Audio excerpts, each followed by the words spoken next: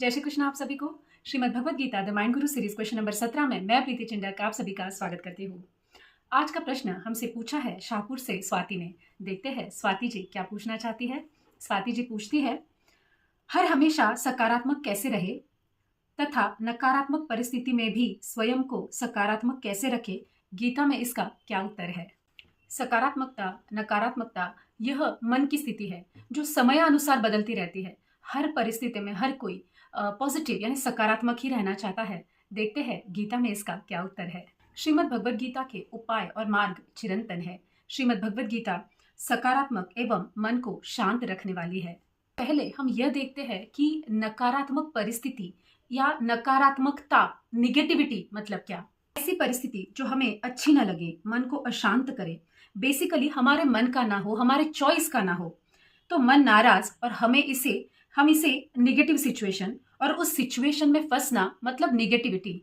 और इसमें जो विचार आते हैं, जो सोच होती है, उसे हम निगेटिव थिंकिंग कहते हैं। गीता में समता का यानी योग का बड़ा महत्व बताया गया है। हर परिस्थिति में समान रहना है, फिर परिस्थिति हमारे मन की हो या मन के विपरीत हो, हमें हर परिस्थिति में शांत रहना है और यह सिर्फ योग से संभव है। और गीता में योग को समता यह भी एक शब्द से जाना जाता है। योग कोई चमत्कार या अंधश्रद्धा या ऐसी नहीं कि हमें आएगा ही नहीं, जो हम लोग नॉर्मल लाइफ जीते हैं, जो गृहस्थी है, उन्हें आएगा ही नहीं, ऐसा नहीं है। बल्कि गीता में योग 6 अध्याय में योग कैसे करे, संपूर्ण विधि हमें गीता के 6 अध्याय में समझाई गई है कि योग में कैसे बैठना है, योग कैसे करना है। और यह योग जो साइंटिफिकली प्रूवन भी है, मतलब इसे हम सिर्फ अध्यात्म में ही भी नहीं, तो इसे विज्ञान की भी मान्यता है, विज्ञान ने भी इसे माना गया है। ऐसा योग यह जीवन को बहुत ही सुंदर और सकारात्मक बनाए रखने में मदद करता है। अब योग मतलब क्या। योग से हम श्वासों पर नियंत्रण लेते हैं, मतलब जो हमारी सांसें चलती हैं हम उन पे नियंत्रण पाते हैं। जैसे हम देखते हैं जब हम खुशी या गम में होते हैं या किसी और परिस्थिति में हो, तो हमारी सांस ऊपर नीचे होती है, फूलने लगती है, फिर ज्यादा खुशी हो या हम डरे हुए हो, ऐसी परिस्थिति में सांस बहुत ऊपर नीचे, मतलब श्वास का जो ऊपर नीचे होना है, यह योग से संयमित होता है। योग से श्वास पर नियंत्रण, श्वास जब नियंत्रित होता है तब विचारों पर नियंत्रण आता है, क्योंकि हमारा पूरा ध्यान जो है वो सांस में लग जाता है। श्वास अंदर लेना बाहर छोड़ना या श्वास की गति कैसी है, इस पर हमारा ध्यान लग जाता है, तो हमारे मन में कोई और विचार नहीं आते हैं। और जाहिर सी बात है, अगर विचार पर संयम है तो मन पर भी नियंत्रण है। मतलब विचार अगर हमारे संयमित होते हैं तो मन भी नियंत्रित रहता है, क्योंकि इसी मन से हम सकारात्मकता या नकारात्मक परिस्थिति में भेद करते हैं और उसमें जो है कि हम उस तरह से रिएक्ट करते हैं, उस तरह का हमारा जीवन बनता जाता है। तो इन्हीं सबसे यह सकारात्मक नकारात्मक परिस्थिति हम पर प्रभाव डालती है। तो हर चीज में मन को नियंत्रित रखना बहुत आवश्यक है। मन संयमित होगा तो जीवन तो सुख शांतिपूर्ण होगा ही, क्योंकि मन से ही सारी बातें होती है। अब जब हम एक उदाहरण देखते हैं, वर्षा आती है तो किसान बड़ा खुश होता है, लेकिन वही वर्षा कुम्हार के लिए अच्छी नहीं होती। मतलब कुम्हार सोचता है वर्षा आए क्यों, क्योंकि उसके मटके भीग जाएंगे तो मटके बन नहीं पाएंगे और उसका व्यापार नहीं होगा। वर्षा नहीं आएगी तो किसान का व्यापार नहीं होगा, उसकी खेती बाड़ी नहीं चलेगी। तो वर्षा वही है, लेकिन किसान का मन कुछ और सोचता है और कुम्हार का मन कुछ और सोचता है। तो यह सारी जो चीजें हैं ये सिर्फ और सिर्फ हमारे मन की वजह से है। अगर वर्षा आने पर कुम्हार ऐसे सोचे कि वर्षा का आना सभी के लिए जरूरी है, क्योंकि उसको जो मिट्टी चाहिए वो मिट्टी गीली हो या उसकी उपजा हो या वो उत्पन्न होने के लिए वर्षा की जरूरी है। और जब वर्षा ना हो तब किसान को ये सोचना जरूरी है कि मेरे धान जो मैंने बोए हैं उन्हें सूखने के लिए इस धूप की भी जरूरत है, जो कि कुम्हार के लिए अनुकूल है। जो परिस्थिति किसान के लिए अनुकूल है वो कुम्हार के लिए प्रतिकूल है, जो कुम्हार के लिए अनुकूल है वो किसान के लिए प्रतिकूल है। परिस्थिति वही है, लेकिन इंसान का मन इसमें अलग अलग विषयों से रिएक्ट करता है, अलग अलग विषयों से इस बात को देखता है। इसके लिए पॉजिटिव है तो इसके लिए निगेटिव है, इसके लिए पॉजिटिव है तो इसके लिए निगेटिव है। तो यह सिर्फ हमारी दृष्टि का दोष है, हमारे मन का दोष है। हर परिस्थिति में अगर हम अपने आप को संयमित रख पाए या अपने आप पर नियंत्रण पा ले, तो वह परिस्थिति हमारे लिए खुशी और आनंद से भरी हुई रहेगी, अपितु जो पूछे है कि सकारात्मक ही रहेगी, पॉजिटिव ही रहेगी, हमारे मन जैसी ही होती रहेगी। निगेटिविटी की मतलब नकारात्मक परिस्थिति की और एक वजह है कि जो कि अपेक्षा का पूर्ण न होना। हम किसी से कुछ अपेक्षा रखते हैं या किसी वस्तु से हम कुछ अपेक्षा रखते हैं और वो अपेक्षा हमारे मन जैसी पूरी नहीं होती या अपेक्षा ही पूरी नहीं होती, तो भी हम दुखी होते हैं। वो परिस्थिति, वो वस्तु, वो व्यक्ति हमारे लिए निगेटिव बन जाते हैं। इसीलिए श्रीमद् भगवद गीता के 3 अध्याय के चौथे श्लोक में भगवान कहते हैं कि निष्काम कर्म का बहुत महत्व है। निष्काम कर्म मतलब कर्म तो करना है, लेकिन उस कर्म से मिलने वाले फल के प्रति आसक्त न होना है। मतलब अगर मैंने किसी के लिए कुछ अच्छा किया है, उसके बदले मुझे वो कुछ अच्छा दे या मेरी बढ़ाई करे, यह जो फल की अपेक्षा है, यह भी हमें बहुत बार दुख का यानी निगेटिविटी का सामना करवाती है। इसलिए हम जब भी कुछ किसी के लिए कुछ करते हैं तो नेकी करो और दरिया में डाल, भूल जाना है अच्छा करके। तो इससे हमें यह आदत पड़ जाती है कि अच्छा करना है, लेकिन हमें यह याद नहीं रखना है कि उसके बदले हमें कुछ चाहिए, मैंने इसका अच्छा किया है, बस अच्छा करना है और भूल जाना है, आगे बढ़ जाना है। इससे क्या होगा, हमें अपेक्षा नहीं रहेगी, तो अपेक्षा भंग का दुख नहीं होगा और हमारा मन कभी भी दुखी या असंयमित नहीं होगा।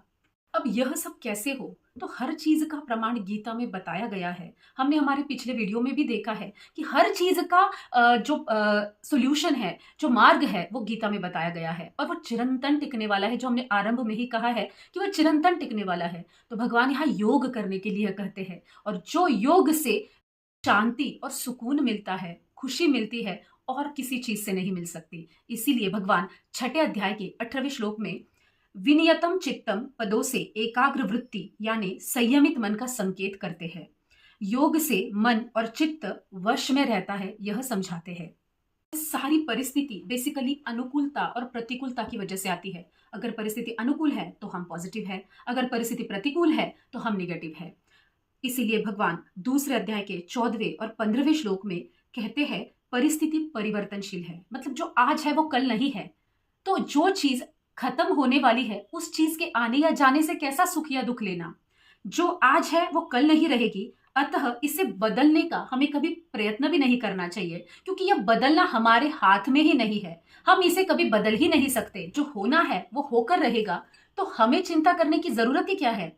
इसीलिए अब यहाँ पर भी हम लोग गीता में भी देखते हैं कि जब युद्ध का समय आया, अर्जुन का मन युद्ध करने का नहीं था, फिर भी भगवान कृष्ण के कहने पर उन्होंने युद्ध की परिस्थिति में भी अपने कल्याण का मार्ग ढूंढा, अपना कल्याण चाहा। मतलब अगर यहाँ देखें तो अर्जुन के लिए भी युद्ध करना एक निगेटिविटी जैसी था, निगेटिव सिचुएशन ही थी, लेकिन भगवान के सकारात्मक उपदेश और सकारात्मक विजन की वजह से अर्जुन ने अपने परम कल्याण का मार्ग उसमें ढूंढ लिया और जो परिस्थिति, जो प्राप्त परिस्थिति आई है, उसमें अपने कर्तव्य कर्म को पूरा किया। तो भगवान यहाँ पर वही कहते हैं कि जो परिस्थिति आई है उसे बदलने के लिए अपना समय व्यतीत ना करे, अभी तो उसमें अपने कल्याण का मार्ग ढूंढे। अब जैसे भी परिस्थिति आई हो, कैसे भी होने दो, हमें सिर्फ यह प्रैक्टिस रखनी है कि यह परिस्थिति मेरे अच्छे के लिए आई है, क्योंकि विधि के हर विधान में मंगल छुपा हुआ है, क्योंकि विधि का हर विधान परमात्मा ने लिखा हुआ है, परमात्मा से अपन कहते अप्रूवल लेके आया है। तो भगवान हमारा बुरा कभी कर ही नहीं सकते।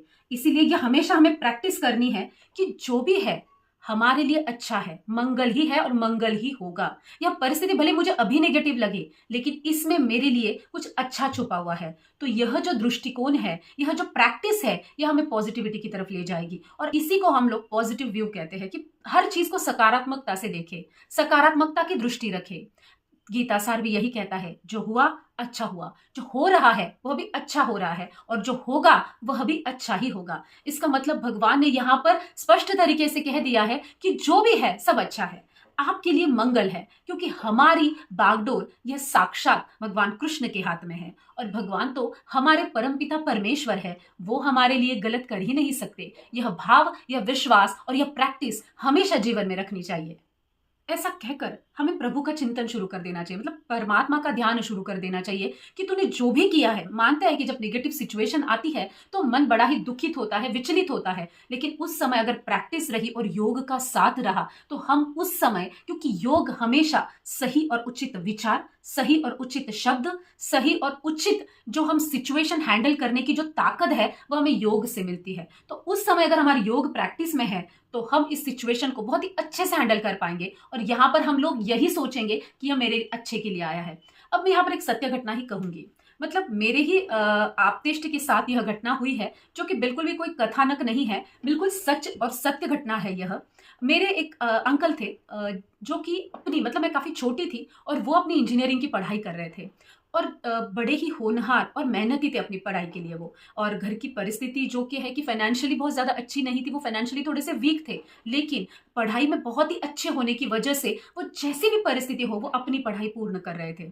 इंजीनियरिंग की पढ़ाई ज़ाहिर सी बात है, ब्राइट स्टूडेंट थे तो इंजीनियरिंग ही कर रहे थे और इंजीनियर ही बनना था, अच्छे ही कॉलेज में एडमिशन लेना था, सब सारे सपने थे और उसके लिए उन्होंने पूरी कड़ी मेहनत भी की थी। जिस तरह की भी परिस्थिति उनके पास उपलब्ध थी, उस परिस्थिति में उन्होंने अपना 100% दिया था।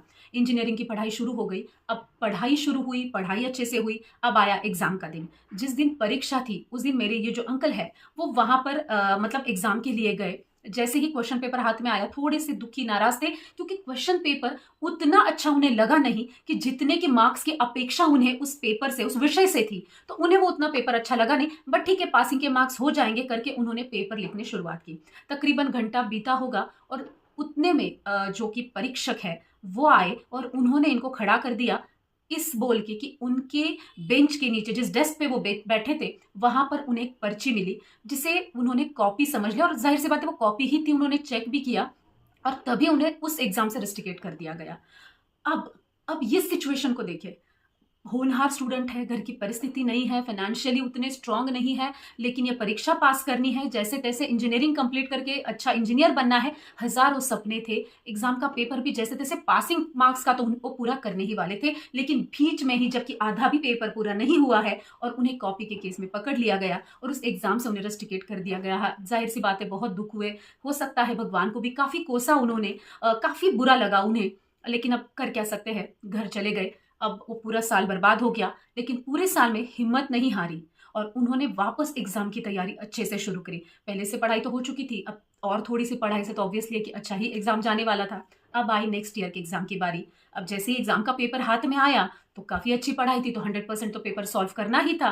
पेपर सॉल्व भी हो गया, अच्छे से रिजल्ट भी आ गया और बहुत ही अच्छी कॉलेज में उनका एडमिशन भी हो गया और उनकी आगे की पढ़ाई भी बहुत अच्छी तरीके से पूर्ण हुई। और आज मुझे कहते हुए बड़ी ही खुशी हो रही है कि उस टाइम उन्हें काफी नेगेटिविटी का सामना करना पड़ा, लेकिन अपना पॉजिटिव अप्रोच, मतलब अपनी पॉजिटिव की जो परिस्थिति आई है उसका स्वीकार किया, पढ़ाई की, ना कि उन्होंने इंजीनियरिंग छोड़ दी, ना कि वो दुखी हुए, ना कि वो भगवान को दोष देते रहे, उन्होंने अपने कर्तव्य करने शुरू किए और आज की यह परिस्थिति है कि वो बहुत बड़ी कंपनी में एक उच्च पदस्थ अधिकारी है।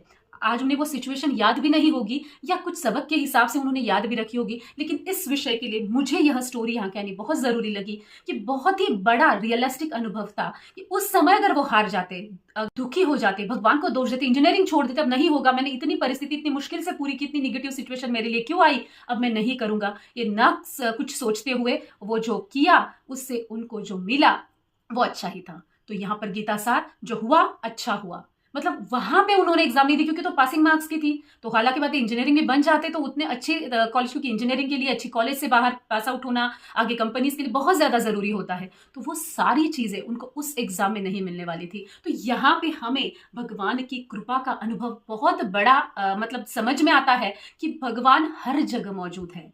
चींटी से लेके हर सजीव, बड़े से बड़ा मनुष्य, हर एक की जिम्मेदारी भगवान की है, उन्होंने ली हुई है और वो पूरा भी करेंगे। तो हमें चिंता किस बात की, हम उनके भरोसे पे है जो ये पूरी सृष्टि चला रहे हैं, जो कि पूरे इस सृष्टि के निर्माण करता है, पोषण करता है, और वो हमें क्यों दुख पहुंचाएंगे, यह जब हम मन में रखते हैं और जब मेरे उस अंकल की जैसी सोच रखते हैं तो जाहिर सी बात है पॉजिटिविटी, पॉजिटिव सोच हमें हमेशा पॉजिटिव और अच्छे रिजल्ट देती है। इसके लिए लॉजिक भी है और मानो तो मैजिक भी है। तो हर चीज में लॉजिक भी है और कुछ लोग इसे मैजिक मान लेते हैं।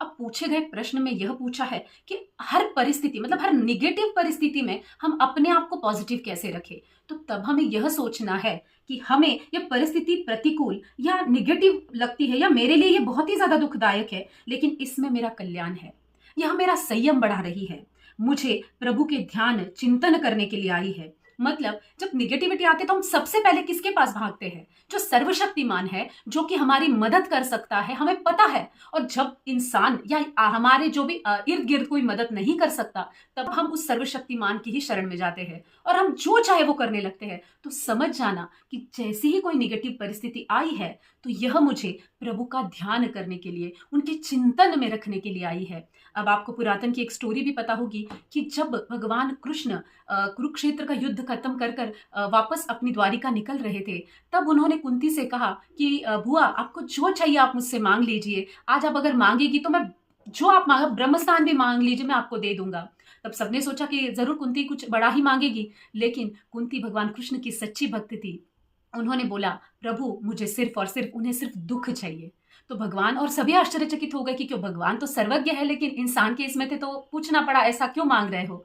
तब उन्होंने कहा कि जब दुख आएगा तो सबसे पहले कृष्ण मुझे तेरी याद आएगी, और मैं चाहती हूं कि जब दुख में मैं तुझे पुकारूं, वो जो आर्तता होती है भगवान को बुलाने की, एक आंसू भरे नैनों से जब हम भगवान को आवाज देते हैं, एक मन से, एक दिल से, बहुत ही दुख से, और पूरी शरणागति हम वहां पर भगवान की ले लेते हैं, वह जो एक सिचुएशन रहती है, वो जो फीलिंग होती है, वो जो भावना होती है ना, वह एक सच्चे भक्त को हमेशा चाहिए होती है। और वही कुंती की भावना थी। इसलिए उन्होंने बोला कि दुख देना, क्योंकि दुख में मुझे पहले तू याद आएगा, और मैं नहीं चाहती कि मैं तुझे कभी भूलूं, इसलिए हमेशा दुख में रखना, ताकि कृष्ण तेरी याद आती रहे। ऐसा कुंती का भाव था, जिन्होंने अपने जीवन में भगवान से ही दुख मांगा, क्योंकि वो भगवान को ही याद कर सके। भगवान हमारे सर्वस्व है, हमारे प्रिय है, उनके होते हुए हमारा कभी भी अहित नहीं हो सकता। यह बात हमें फिक्स कर लेनी चाहिए कि हम उनकी संतान हैं। जैसे एक माता पिता अपने बच्चे का कभी भी, अपनी संतान का कभी कुछ बुरा नहीं कर सकते, अभी तो बुरा कभी सोच भी नहीं सकते, वैसे ही ये तो परम पिता परमेश्वर है, तो सबके पिता है। हमारा भी अहित इनके होते हुए कैसे होगा? यह विश्वास मन में रखना बहुत जरूरी है। सकारात्मक माहौल हो, मतलब परिस्थिति अगर हमारे मन की हो, तो हमें भगवान का ध्यान करके भगवान का धन्यवाद करना है कि धन्यवाद, आपकी वजह से यह परिस्थिति आई है। जब परिस्थिति हमारे विपरीत हो, जिसे हम नेगेटिव सिचुएशन, नकारार्थी, नकारात्मक कहते हैं, तब हमें प्रभु का चिंतन करना है, प्रभु के शरणागत हो जाना है, प्रभु का नामस्मरण करना है। सुख में भी भूलना नहीं है और दुख में भी भूलना नहीं है, तो प्रभु का चिंतन करते रहना है। सभी को यही लगता है कि हमेशा सुख बना रहे, पॉजिटिविटी बनी रहे, तब याद रखिए, धन्यवाद करते रहिए। ध्यान हर परिस्थिति में प्रभु का करना है, परमात्मा को कभी भूलना नहीं है। और अगर हमारे कंट्रोल में नहीं है और नेगेटिव सिचुएशन आ भी जाती है, तब भी हमें प्रभु का चिंतन करना है, क्योंकि चिंता से चिंतन भला, चिंता से कुछ नहीं होता है, चिंतन से सब कुछ हो जाता है। इसीलिए नेगेटिव सिचुएशन में चिंता करने से अच्छा है चिंतन किया जाए, भगवान का ध्यान कर लिया जाए, उनका नामस्मरण कर लिया जाए, तभी हम दुख का वियोग और परमानंद से संयोग कर पाएंगे। क्योंकि किसी भी परिस्थिति में जब हम भगवान को अपने साथ देखते हैं, तो एक हौसला बना हुआ रहता है कि हमारे साथ एक सर्वशक्तिमान भगवान खड़े हैं, सर्वशक्तिमान बड़ी सी शक्ति खड़ी है, जो कि पावरफुल है, जो हमारा कभी भी गलत हमारे साथ होने नहीं देगी, हमारे साथ कुछ अहित नहीं होने देगी। तो इसीलिए यह प्रैक्टिस करने की, हमेशा भगवान को अपने साथ देखना है, हमेशा भगवान को अपने साथ बुलाना है, इसलिए हमेशा उनके ध्यान में रहना है, परिस्थिति चाहे जैसी भी हो। जो भी उत्पन्न हुआ है, प्रभु कहते हैं वह नष्ट होने वाला है, फिर जो आने वाला है वो जाने वाला है। तो उसमें दुख किस चीज का? जो उत्पन्न हुआ है वह नष्ट होने वाला है, फिर यह परिस्थिति हो या यह सृष्टि, सभी के भगवान ही कर्ता करविता है। हमको ऐसी परिस्थिति में, जो परिस्थिति खत्म होने वाली है, जो उत्पन्न है वो खत्म है, ऐसी परिस्थिति में हमें सुख या दुख नहीं करना चाहिए, क्योंकि हमारा साथ और हमारा संबंध तो साक्षात परमपिता के साथ है, जिन्होंने इस सृष्टि का निर्माण किया है, जिन्होंने इस परिस्थिति का निर्माण किया है। हमारा संबंध उनसे है। तो इसमें तरने का, हम जो इसमें तरने की बात कर रहे हैं, मतलब इसमें से हम लोग जो छूट जाने की बात कर रहे हैं, इसमें से हम लोग कहते हैं इजी गोइंग हो जाएगा, तो वो सिर्फ और सिर्फ परमात्मा की मदद से, सिर्फ और सिर्फ कृष्ण के साथ से, क्योंकि हर जगह भगवान स्थित है और वह चिरंतन है, वो नश्वर नहीं, वो ईश्वर है। हमेशा इस बात का ध्यान रखना है कि हमारे परमपिता परमेश्वर ये साक्षात ईश्वर है, जो कि हमेशा हमारे साथ है और हमेशा सब कुछ है, जो हमारे हित और हमारे कल्याण के लिए करते हैं। तो स्वाति जी, आज आपको पता चल गया होगा कि सकारात्मक कैसे बने रहे, और न सिचुएशन चाहे जैसे भी हो, हम अपने आप को योग द्वारा स्थिर रख सकते हैं, स्थित रख सकते हैं, और ये नेगेटिव सिचुएशन भी हम हमारे परमात्मा के चिंतन से, मनन से, उनके साथ से इसे हम पॉजिटिविटी में बदल सकते हैं। तो इससे आपके सवाल का जवाब स्वाति जी आपको मिल गया होगा, ऐसी मैं आशा करती हूँ। धन्यवाद।